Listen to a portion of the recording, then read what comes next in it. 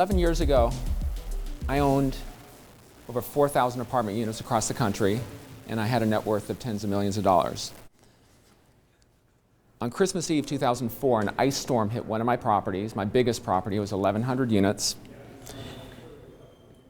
And I ended up in a battle with an insurance company and eventually with the city. And 18 months later, I had lost everything. And not only did I lose everything, but I was $26 million in debt. Now, I didn't file bankruptcy. Over several years, I tried to negotiate settlements with my lenders and tried to move on. But I've always been an entrepreneur, and to move on, you often need capital. And when I was doing well, all the banks and all the institutions were more than willing to give me all the money I needed. But once I had my problems, no one was willing to give me money. So I started a company called American Homeowner Preservation. And what my vision was that we would go to banks, go to lenders on behalf of homeowners. This was 2008 when the housing crisis had just hit, and we would advocate for them. And we would try to get them solutions so that they could stay in their homes. And it was stunning. What would happen is you go to Ocwen, Bank of America, Wells Fargo. These homeowners could afford a payment, maybe not the payment that they're on their subprime loan, but they could afford a payment. But what would happen is the bank would say, no, give us a lot of documentation, bank statements, tax returns, hardship letters. And this process would go on for months, and in some cases years, and in most cases, eventually, the bank foreclosed, the family was kicked out, and in many cases the houses were vandalized, and you would end up, the bank recovered just a token amount of money, much less than they would have recovered if they had worked with the family in the first place. So we weren't having very good success with my vision. So I said, well, the only way this is going to work is if we take the banks and the hedge funds out of the equation. And so we started a company. Well, I already said that. We started a company, but we morphed our company. Instead of advocating for the homeowners, we now went to the banks and the hedge funds, and we said, we'll buy your loans. We're going to buy your loans, and these loans are read, even though they won't make deals with homeowners very readily. Every day, distressed mortgages are sold on the open market, oftentimes at huge, huge discounts. Now, I was still tainted by the fact that I had this big black mark on my record, so around this time, I started hearing about crowdfunding. So I started a crowdfunding site, and instead of hiding my past, I said, I had massive debt problems, and I can buy these loans, and I know the problems that these families face in going to their lenders, and I can do better. And so we started a crowdfunding site. Oops. So we started a crowdfunding site, and we told my story. An investor to start investing, and we started buying these loans. And we'd send out letters, and the day we got the loan, we'd send out a letter to the family and say, hey, we just bought your mortgage. And if someone owes $100,000 and the home is only worth $50,000, we can probably buy that mortgage for $20,000. So we can buy that loan and go to the family and say, hey, your payment was $800. We'll drop it to $400. Your balance is $100. We'll drop it to $50. And you probably owe 3, 4, 5, 6 years worth of payments, and that may be $10,000, $20,000, $30,000. We'll settle that for $2,000. And these homeowners would get the letters, and the majority of them often thought it's a scam, because when they fall into foreclosure, oftentimes they think they get flooded with emails from realtors, mailers from realtors, attorneys saying, here's what we can do, we can help you, but here comes this loan saying, hey, this letter saying, we own your loan, and this is what we can do. And all you have to do is call us, and we will send you a modification. You send us back that settlement amount money, $1,000, $2,000 to settle all your back payments, and the modification is done. No hardship letter, tax returns, bank statements. And the fact that I had that big black mark on my record actually worked to my advantage. So what I can talk about is crowdfunding, and it says real estate crowdfunding, but for everyone in this room, crowdfunding is a tremendous tool to not only share your story, but also brand yourself and your company. And the primary reason is to raise money. So today, you can go onto our site, and you can say, I want to invest. You can put in your information. It'll populate a set of documents. You can electronically sign those documents, and you can put in your bank account information and initiate an ACH, which will fund your investment. And that money is all pooled together, and we buy on a pretty much a weekly basis. We'll buy pools of loans from different banks and hedge funds. And that is extraordinary to me.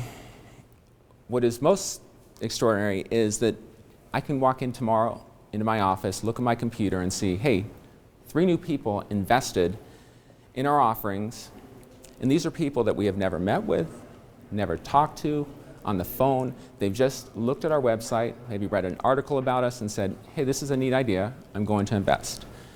Now, the biggest reason people do not invest today is because at this very moment, real estate crowdfunding or any type of investment crowdfunding where you are paying a return to the investor for the investment is limited to accredited investors, which make up more or less 4 or 5% of the population. And to be an accredited investor, you need to have an income, if you're single, of $200,000 or more. If you're a couple, $300,000 or more. Or have a net worth of $1 million or more. So a very small pool. And it's unfortunate because a lot of homeowners who we've helped said, hey, I'd like to help as well. Can I invest some modest amount? But they can't. The rules effective today do not allow that.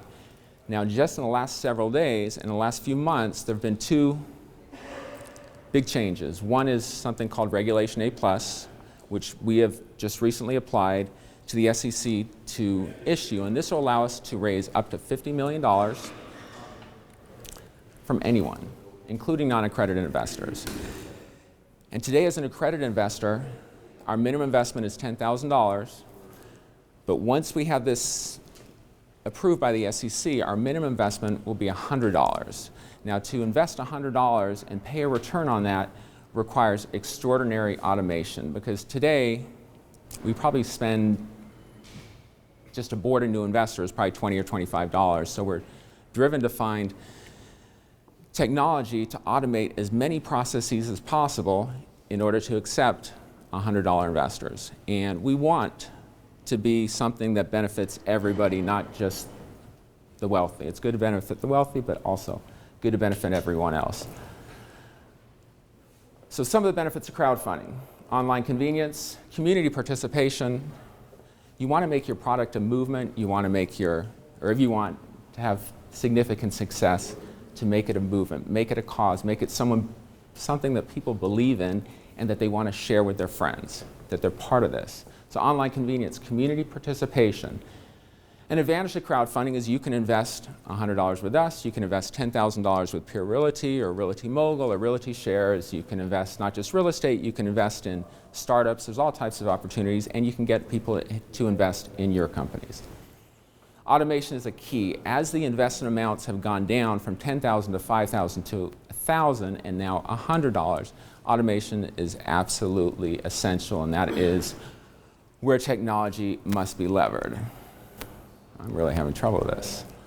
Automation benefits: making smaller investment minimums viable, efficiency, transparency. We buy hundreds and thousands of loans, and in order to show performance, it's been a challenge, and we still haven't completely gotten to the point, but within months, we expect that any investor can go in, see what loans we have purchased and what has happened with those loans. These loans have modified. These families decided they didn't want to stay, or this was a boarded up house that we tracked down the homeowner and we gave them $1,000 for a deed in lieu, and now that house has been sold to a new home buyer and someone's moved in. Many of the neighborhoods around the country have been plagued with vacant houses, and many of the loans we buy, they haven't paid in 3, 4, 5, 6 years. No one started foreclosure. No one's really done much. And now we get the loan, and the neighbors are oftentimes relieved that we sell the home the home to whether it's an investor who buys it and fixes it and rents it or resells it, or a home buyer, to get someone in there is the first step towards improving many of these blocks and many of these communities. But that transparency to show I made an investment that I want to have make an impact, and here I can demonstrate that the impact has actually happened. Keep going the wrong way. We discussed this, accredited versus non-accredited. 506B is basically there's two types of exemptions from the SEC. One is 506B, in which you don't have to gather a verification that an investor is accredited. Unfortunately, fortunately and unfortunately, we're allowed to broadly advertise under 506C, which is what we use. The challenge is we actually have to verify that the investors are accredited today. And that means we have to get them to provide a letter from their CPA, a letter from their attorney, financial planner, or actually get their tax returns. And we have to do an analysis saying that this investor is accredited. But again, that will go away, at least for us, with our Reg A offering. There's also an Illinois interstate offering, which will allow the same thing, non-accredited investors to invest in crowdfunded offerings, whether it's a startup company, whether it's a fix and flip house, anything you can imagine where you need capital, it's an investment and there's a return. As long as you do the proper disclosures, it could be high risk, it could be a startup where you could lose all your money and potentially make a lot of money. If you disclose everything, then you can do it. Title III was just passed last Friday. That will also allow non-accredited investors. There's many tools that today are not, or a lot of legislation that has not yet come into effect, but will over the next few months, which will allow just about everyone to crowdfund. I would expect that this will vastly increase the offerings. Types of projects, you can do anything. I put residential, commercial, you can raise equity, you can raise debt. In our case, we're using the money to purchase bad debt, but it could be, it doesn't just have to be real estate again, it could be anything. Talking about just real estate, there's over 125 existing real estate crowdfunding platforms, and that's growing literally probably every week or two, there's a new crowdfunding platform. The key, you need to perform, at least in our experiences, perform, pay your investors returns, do the reporting on time, issue K-1s on time, build trust. And at this point, there's so much clutter in the market that you need to differentiate yourself. How to start? If you decided that you wanted to start a crowdfunding platform, don't do what we did the first time, which was to build it from scratch. It was 2013, there were no white label platforms, so we actually had to engage a team of developers to say, this is what we want to do, and they had to build it from scratch. Today, there's a number of, actually, since they build white label, it's really license a white label. There's a lot of platforms which you can pay. 6 months ago, it was $10,000 plus a monthly fee of maybe $1,000. Now there's a group locally that says, pay us $1,000 and $100 a month to license our crowdfunding technology. And basically, they'll take their admin side, their front end, you'll customize it for yourself. Go ahead, okay. And that is, it makes it much, much easier, and that's probably why the proliferation will continue to grow. You could also simply go to one of the existing platforms and say, put my offering on your site and raise money that way.